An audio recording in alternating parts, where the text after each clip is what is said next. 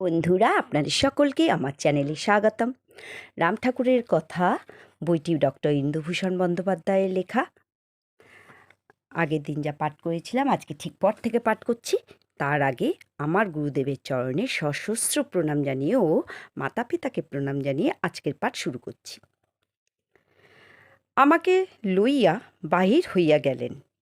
এই কালীবাড়ি পরে আমি অনেক অনুসন্ধান করিয়াও বাহির করিতে পারি নাই।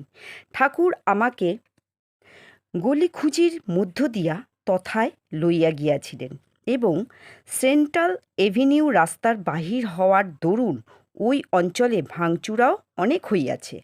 বোধহয় সেই জন্যই আমার চেষ্টা সফল হয় নাই। আমার মনে হয় যে সেন্ট্রাল এভিনিউ ও গ্রে স্ট্রিটের মোড়ে কিঞ্চিত উত্তরে রাস্তার উপর যে কালীবাড়িটি বর্তমানে আছে, ইহাই সেই কালীবাড়ি। যাই হোক, ঠাকুর আমাকে সেখান হইতে হেদুয়ায় লইয়া আসিলেন। তখন রাত্রি ৯:৩০। বৈকালিক বায়ু সেবনকারীরা তখন প্রায় সকলেই চলিয়া গিয়াছেন। পার্কটি অনেকটা নির্জন।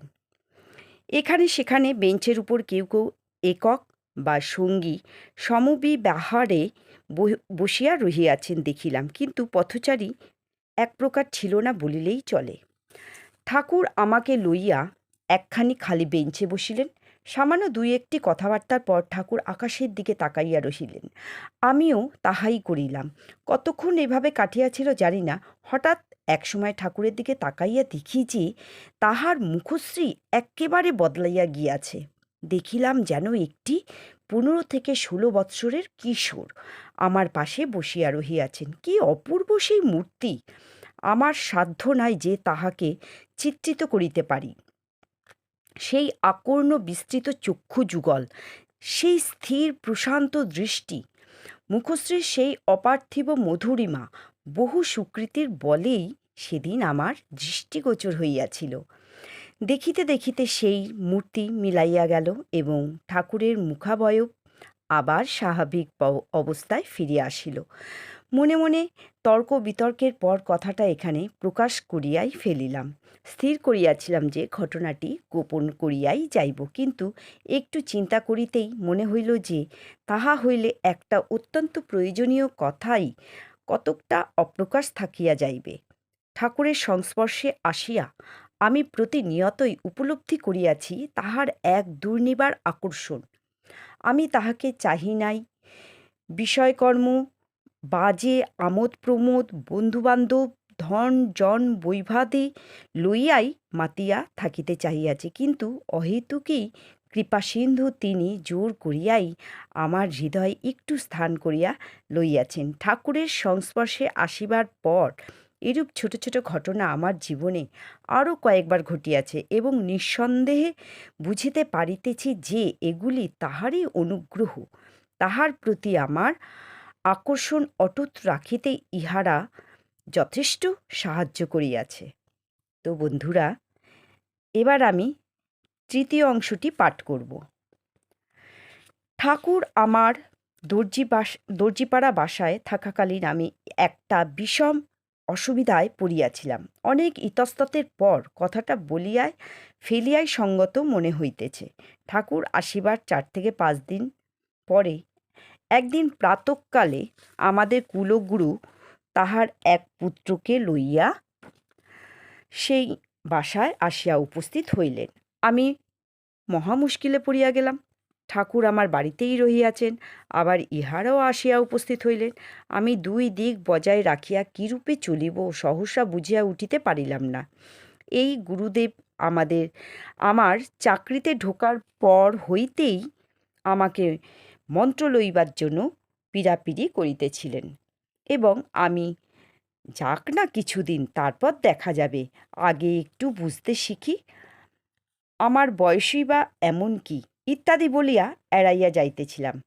এখন একেবারে হাতে নাতে ধরা পড়িয়া গেলাম। আমি যে ইহাদিগকে অশ্রদ্ধা করিতাম এমন কথা বলিতে পারি না, বরং অনেক সময়ই লক্ষ্য করিয়াছি যে বংশানুগত অনেক গুণই ইহাদের মধ্যে আছে, যাহা সচরাচর বিরল। কিন্তু একটা বিষয়ে আমি নিজেকে কিছুতেই মানিয়া লইতে পারিতাম না।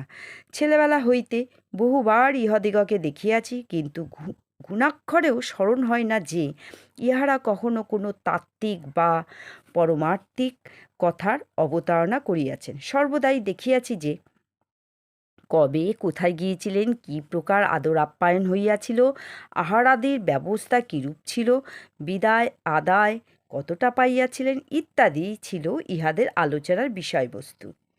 ছেলেবেলা হইতেই ইহা আমার নিকট অত্যন্ত বিসদৃশ্য মনে হইত।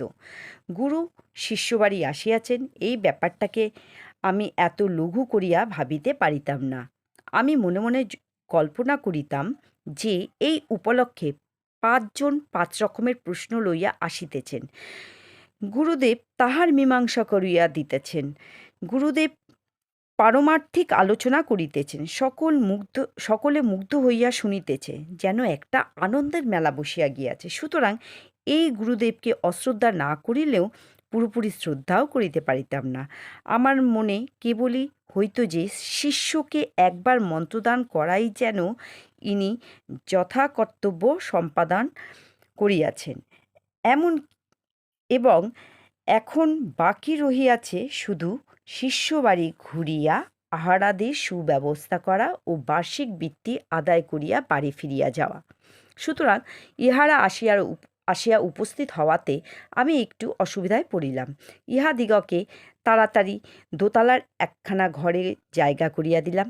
ঠাকুরের কথা কিছুই বলিলাম না, কিন্তু বেশিক্ষণ কথাটা গোপন রাখা গেল না। ইহারই মধ্যে এক সময় গুরুদেব আমাকে ডাকিয়া পুঙ্খানুপুঙ্খ রূপে ঠাকুরের সম্বন্ধে জিজ্ঞাসাবাদ করিলেন। আমার উত্তরাদি শুনিয়া এবং ঠাকুরের প্রতি আমার মনোভাব লক্ষ্য করিয়া ইনি যে মোটেই সন্তুষ্ট হইতে পারিলেন না, তাহা সহজেই বুঝা গেল। পরের দিন প্রাতঃকালে ব্যাপারটা আরও একটু ঘনাইয়া উঠিল। আমি ও বরদাবাবু ঠাকুরের নিকট বসিয়া আছি। হঠাৎ দেখিলাম যে গুরুদেব ও তাহার পুত্র সিঁড়ি দিয়া উপরে উঠিয়া আসিয়াছেন। আমি তাহাদিগকে ঘরের ভিতরে অভ্যর্থনা করিয়া আনার জন্য উঠিয়া দাঁড়াইলাম, কিন্তু তাহারা ভিতরে আসিলেন না। ঘরের সম্মুখে যে প্রশস্ত বারান্দাটি ছিল, তাহারই এমন একটা স্থানে উপবেশন করিলেন যে সেখান হইতে আমাকে ও বরদাবাবুকে স্পষ্টই দেখা যায়, কিন্তু ঠাকুরকে দেখা যায় না। তাহারা এক দৃষ্টে আমার হাবভাব লক্ষ্য করিতে লাগিলেন এবং নিজেদের মধ্যে অত্যন্ত মৃদুস্বরে আলোচনা করিতে লাগিলেন। বরদাবাবু আমাকে জনান্তিকে ডাকিয়া বলিলেন যে উহারা দেখিতেছেন যে বাস্তবিক আপনি কতটা মজিয়াছেন এবং এখনও উহাদের কোনো আশা আছে কি না। কিছুক্ষণ পরে উহারা নিচে নামিয়া আসিলেন এবং আহারাদি সমাপন করিয়া ও কিঞ্চিৎ বৃত্তি গ্রহণ করিয়া অন্যত্র চলিয়া গেলেন। তো বন্ধুরা, আজকে আমি পাঠকে এখানেই বিরাম দেব, আর এগিয়ে নিয়ে যাব না। আপনারা একটু ধৈর্য ধরে আমাদের গুরুদেবের কথা একটু শুনবেন, আপনাদের কাছে রিকোয়েস্ট, আর চ্যানেলটিকে একটু সাবস্ক্রাইব করবেন। তো পাঠকে এখানেই বিরাম দিলাম।